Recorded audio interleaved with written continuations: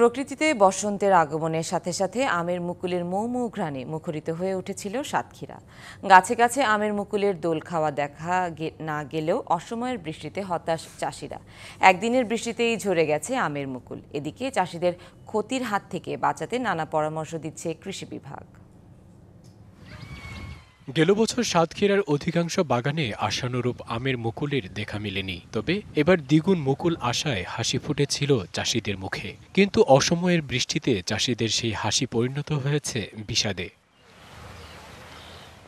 মাত্র একদিনের বৃষ্টিতেই ঝরে গেছে অধিকাংশ গাছের মুকুল, সেই সাথে বেড়েছে পোকার আক্রমণ। খরচ উঠবে কিনা তা নিয়েই চিন্তায় বাগান মালিকরা। তবে ভালো দাম পেলে এবং বাইরে রপ্তানি চালু থাকলে ক্ষতি পুষিয়ে নেওয়ার আশা চাষিদের।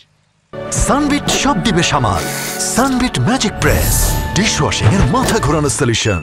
বৃষ্টি হয়েছে, হওয়ার পরে এই হাবর পোকায় পুরো বইল কালো করে ফেলাইছে। দেখেন একটা বইল নাই, আমাদের লক্ষ লক্ষ টাকার বাগান কিনা এই আমাদের লস হয়ে যাচ্ছে। গাছে মুকুল প্রচণ্ড পরিমাণ আইছিল, কিন্তু ওই বৃষ্টি হওয়ার কারণে মুকুলগুলো ঝরে গেছে, এই জন্য ফলন এবার কম। বৃষ্টির কারণে আমাদের সমস্ত গাছে হাঁপার পোকা লেগে আমের বইলগুলো ক্ষতিগ্রস্ত হয়ে গেছে। আশা করি আমার বাগানে ফল ভালো, 10-12 লাখ 14 লাখ বেচাকেনা হলে হতেই পারে।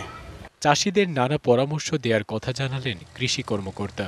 কৃষকদের জন্য সুযোগ বৃদ্ধি করা যায় এবং এই আমের উৎপাদন কীভাবে বৃদ্ধি পায় এবং সারা বিশ্বের মানুষ সাতক্ষীরা আম যেন খেতে পারে, সেই লক্ষ্য নিয়ে আমরা কাজ করে যাচ্ছি।